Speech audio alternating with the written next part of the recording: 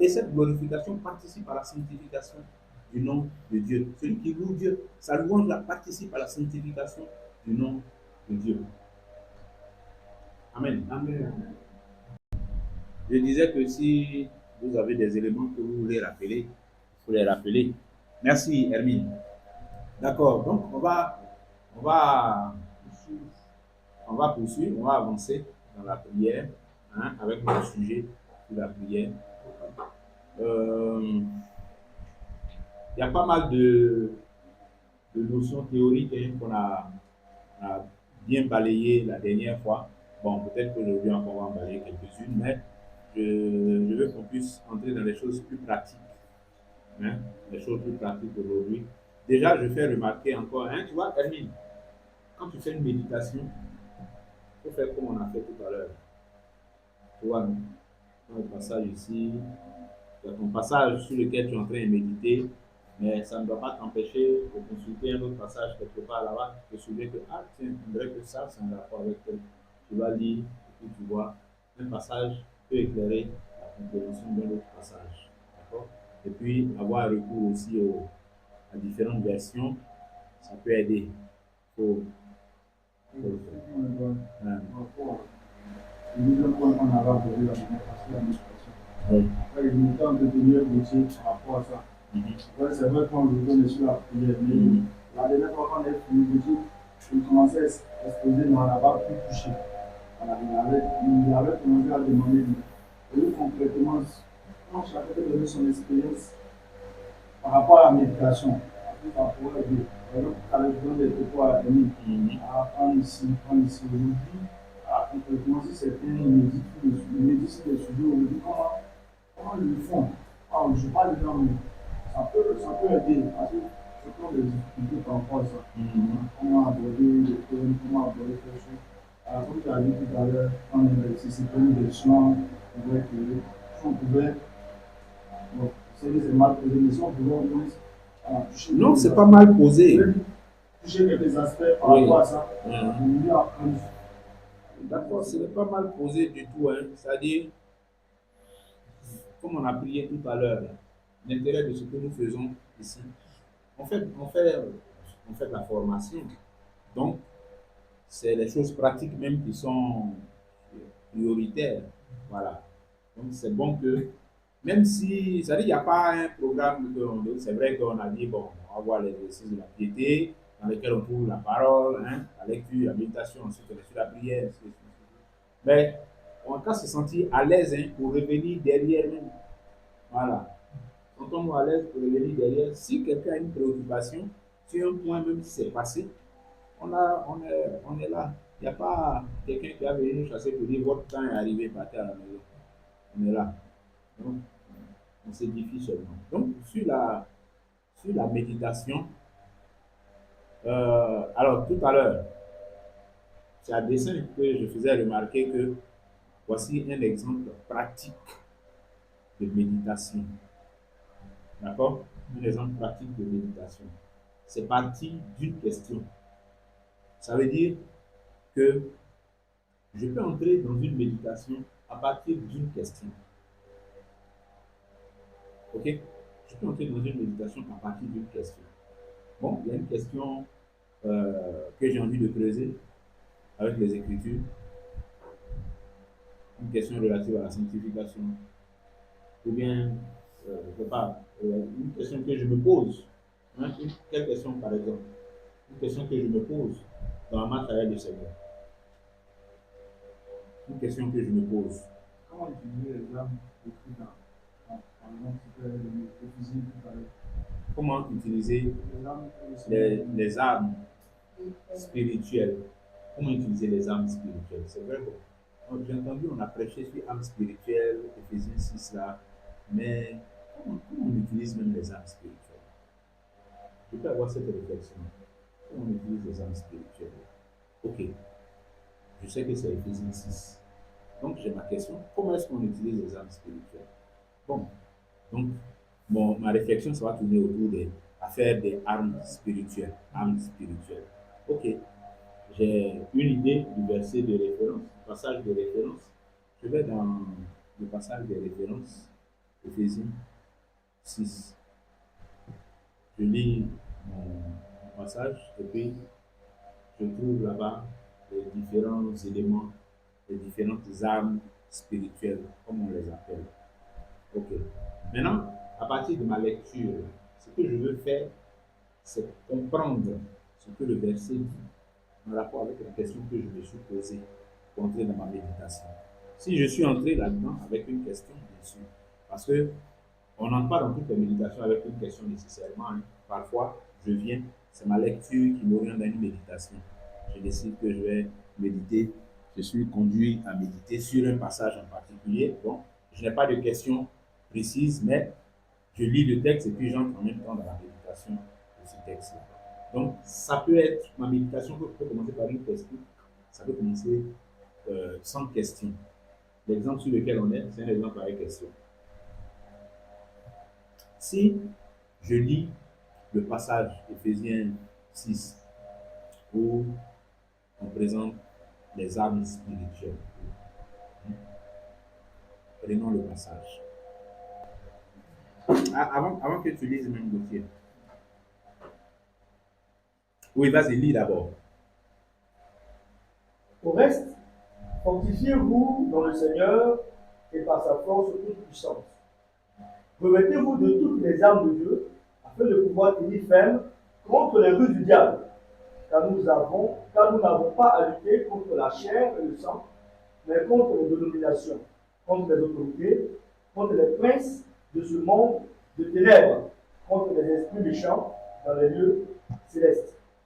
C'est pourquoi, prenez toutes les armes de Dieu, afin de pouvoir résister dans le mauvais jour et tenir ferme après avoir tout surmonté.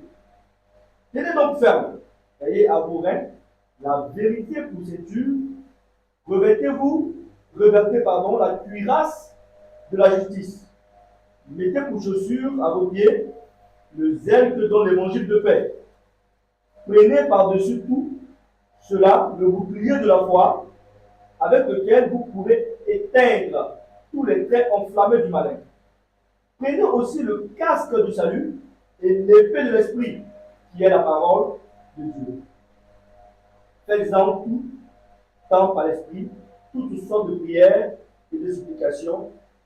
Veillez à cela avec une entière persévérance et priez pour tous les saints. Amen. Amen. Voilà. Alors, le petit commentaire que je voulais faire avant même qu'on entre dans le texte, c'est, oui, on s'est posé une question. Et dans mon scénario, je dis, j'ai entendu une prédication dans laquelle on a parlé de ça. Ok? On a parlé des âmes spirituelles, tout ça. Donc, la prédication suscite une question dans mon esprit que je veux approfondir. Donc, ça me conduit dans une méditation. Et je prends le passage. Pour prendre le passage là, il faut que soit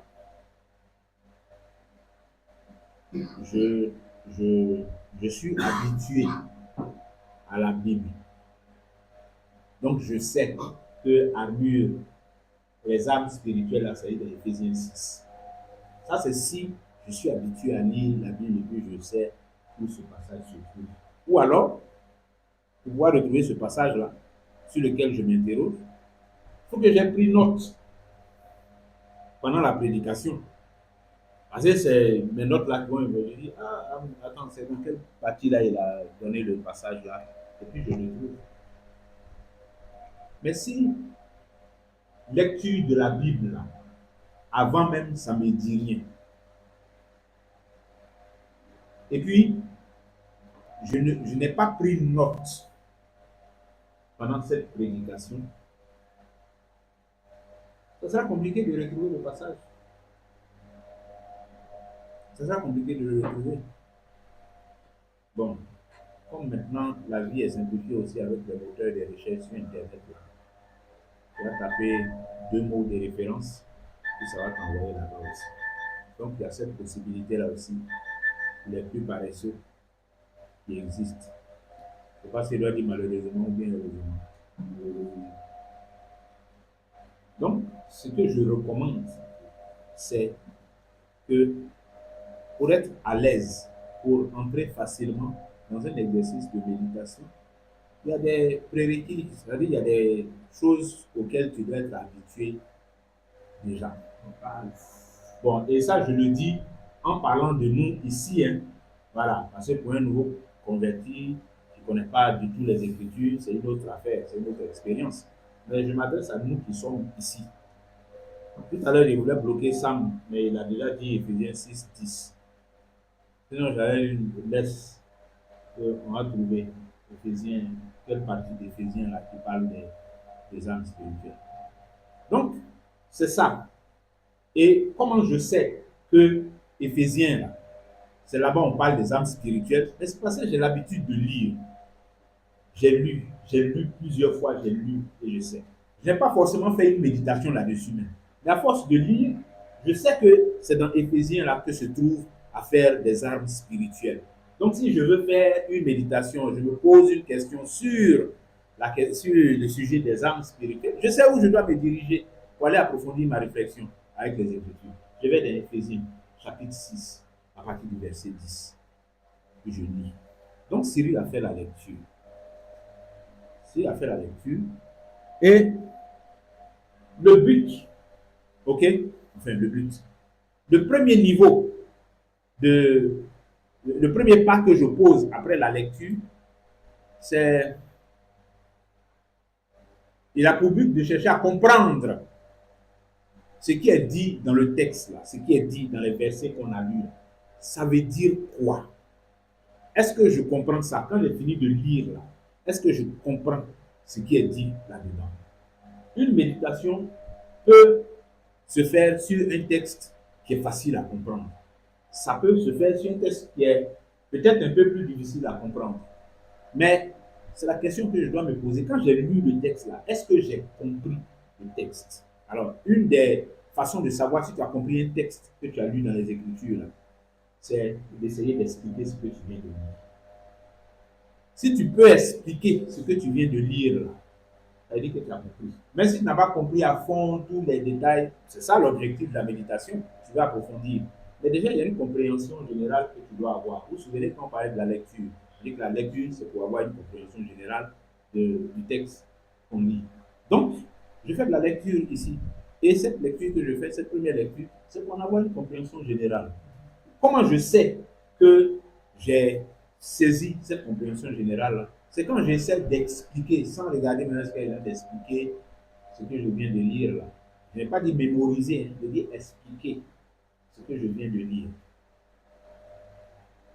Amen. Ok. Alors, si tu n'es pas capable d'expliquer ce que tu viens de lire, il faut relire ça encore. Il faut lire ça encore jusqu'à ce que tu sois capable d'expliquer ce qui est, ce qui est dedans. Mais une fois encore, quand je dis capable d'expliquer, ce n'est pas entrer dans les détails de ce qui est dit. Mais au moins dans ce texte-là qu'on vient de lire, on sait déjà que c'est dedans on parle des âmes spirituelles. On parle de, de quelles sont ces âmes spirituelles-là. Ici, ces âmes-là. Il a cité le bouclier, il a cité la cuirasse, il a cité le casque, l'épée, les chaussures, il a cité tout ça, et puis il a fait décrire les âmes spirituelles. Ok, ça c'est la compréhension générale. C'est ça que j'ai compris quand j'ai lu. Maintenant, deuxième niveau de compréhension, c'est le sens spirituel de ces choses-là, ces éléments qu'il a présentés. C'est là-bas que je vais voir qu'il fait des comparaisons. Il compare chaque élément spirituel à quelque chose de physique. Il compare le salut au casque, enfin il représente le salut par le casque, il représente la cuirasse par la justice, il représente la ceinture, la vérité par la ceinture, la foi par le bouclier, il représente le zèle par les chaussures, la parole est représentée par l'épée. Bon, ça c'est, pour le moment là, on n'a pas trop réfléchi, c'est ce qui est écrit là, qui est là, tel qu'on le voit là, c'est ça qui est là. Maintenant, si, même à ce niveau de compréhension, j'ai des difficultés, La recommandation, c'est d'aller prendre une autre version. Une version plus simple, plus facile à comprendre. Bon, on pourrait se poser la question de savoir, mais pourquoi je ne commence pas par lecture d'ailleurs par une version qui est plus facile et puis je casse la figure d'abord pour aller sur l'autre version. Mais ça, c'est parce que on a pris l'habitude de lire dans une version. Hein? On a pris l'habitude, moi j'ai pris l'habitude de lire dans 8 secondes. Donc quand je lis, a priori c'est dans 8 secondes que je vais lire. Maintenant, si dans 8 secondes, il y a une expression qui est écrite d'une manière un peu compliquée, pas facile à comprendre, je me réfère maintenant à une autre version que je trouve plus simple.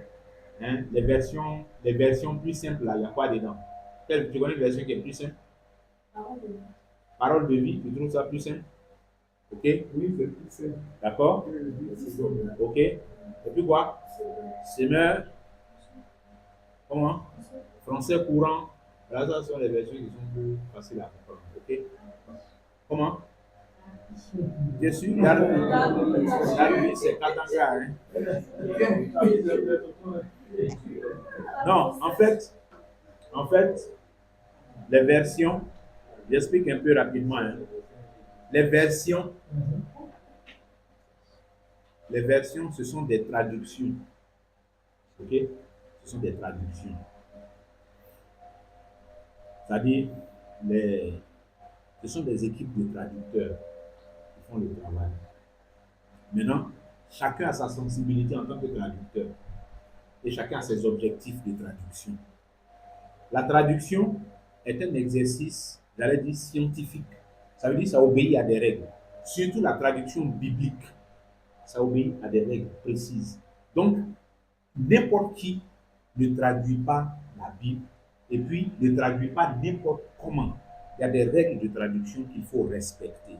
Et ceux qui ont la maîtrise de cette science-là, eh bien, ils ont la capacité de se prononcer sur la qualité d'une traduction, si elle est bonne, si elle n'est pas bonne, parce qu'il y a des traductions qui ne sont pas bonnes. Il y a des traductions qui ne sont pas bonnes. Quand vous prenez la traduction qui a été faite par les témoins de Jéhovah, c'est une mauvaise traduction. La plupart des traducteurs bibliques dénoncent cette traduction-là. Et les témoins de Jéhovah, ils ont leur Bible, ils ne prennent pas une autre version, c'est leur seule version, c'est ça qui est leur. Mais elle est truffée d'erreurs qu'ils ont faites à dessein pour que ça corresponde à leur doctrine. Donc, il y a de mauvaises traductions, mais en général, les traductions que nous utilisons là sont de bonnes traductions. Et quand on dit de bonnes traductions, ça veut dire qu'elles ont été fidèles au texte d'origine. Maintenant, pourquoi il y a des différences? Pourquoi un est plus simple que l'autre? C'est parce que certains traducteurs, leur objectif de traduction, c'était par exemple de restituer le texte d'origine là dans une autre langue, mais exactement comme ça se dit dans la langue d'origine. Tu vois, non? C'est comme si, par exemple, je veux dire, par exemple, il y a Baoulé ici, non? Sabine, comme on dit, si tu veux appeler Kevin, tu dis Kevin, il faut appeler Linda pour moi. Comment tu vas dire ça en Baoulé?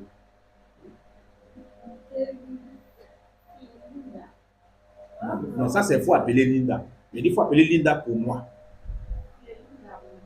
Tu as vu Mam que tu as mis dessus là? Il y a une vieille femme baoulée. Un jour, elle disait, Jeannette, il faut appeler Suzanne pour me donner. Tu vois, non? Ça, c'est une traduction littérale. C'est ça que Darby fait. C'est ça qu'on trouve un peu dans Louis II aussi. Ce sont les traductions littérales. La façon dont on dit ça en baoulé là, c'est comme ça, il dit ça en français. Ou baoulé dit, frère mamie là, lui dit appelle pour me donner. Or, en français, on ne dit pas comme ça. Mais quand toi tu lis, toi qui parles français, qui comprends français, tu sais que en français, voici comment on dit, donc dans ta tête là-bas, tu vas rectifier, tu vas corriger. Mais lui, son objectif de traduction, c'était de donner comme ça se dit là, dans la langue d'origine. Voilà. Maintenant, les autres versions, comme les Semeurs, français courant et tout ça, eux, leur objectif de traduction, c'est que celui qui va lire là, il comprenne ça, comment ça se dit dans la langue dans laquelle il va lire. Donc, si je traduis en français, je vais dire ça comme on dit en français. Je ne vais pas dire comme les Baoulés disent, il faut l'appeler pour me donner. Mais je vais dire, appelle-la pour moi. Parce qu'en français, c'est comme ça, on dit. En français, on ne dit pas pour me donner. En Baoulé, on dit pour me donner. Mais en français, on dit pour moi. Donc, quand je traduis, je vais dire, appelle-la pour moi. Et toi, tu vas comprendre ça plus facilement que si Darby te dit, il faut l'appeler pour me donner. Elle dit, mais on lui donne quoi? On lui donne quoi? Tu vois, non, dans ta méditation, tu as réfléchi maintenant. Mais on lui donne quoi? Est-ce qu'il y a un truc qu'on donne quand on appelle les gens? Donc, ou bien il y a quelque chose qu'elle devait aller chercher pour venir lui donner. Tu vois? Bon, pour ne pas te perdre comme ça, quand tu vois ça, et puis on dit, il faut l'appeler pour me donner là. Toi, mais tu sais qu'en français, on ne dit pas comme ça.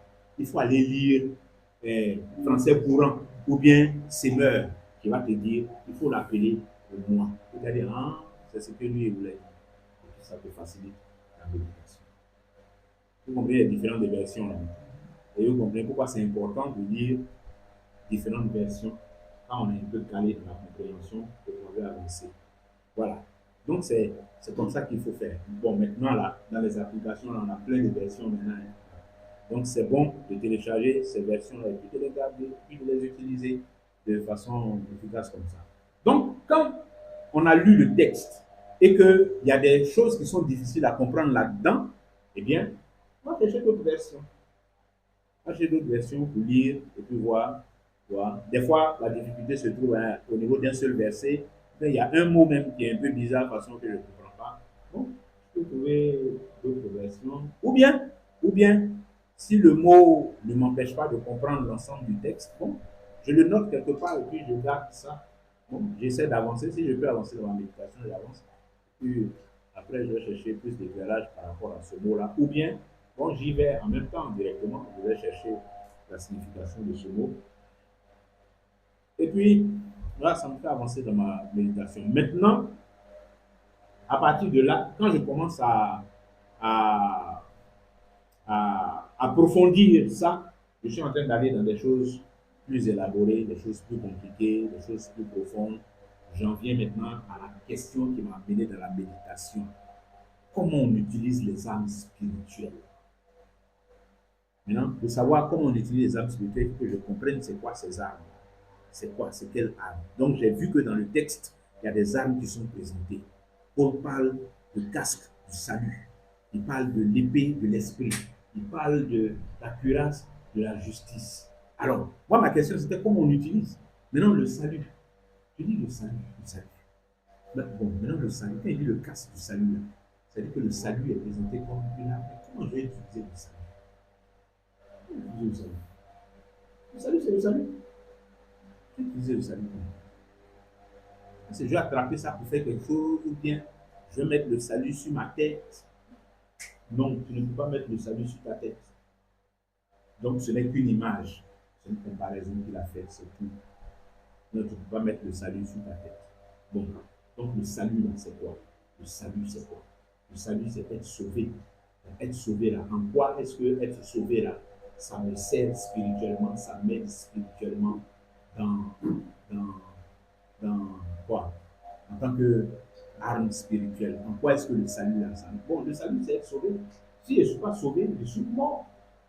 Bon, si je ne suis pas sauvé, même spirituellement, je n'existe même pas. Si je ne suis pas sauvé, si mon salut est compromis, si. Bon.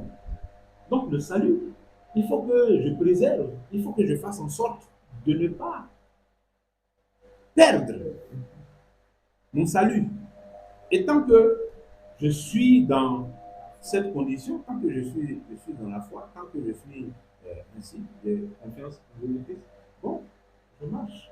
Comme un racheté, quelqu'un qui est sauvé, je suis sauvé. Ça veut dire que mon casque est toujours sur ma tête, mon casque est toujours avec moi, donc je suis en sécurité.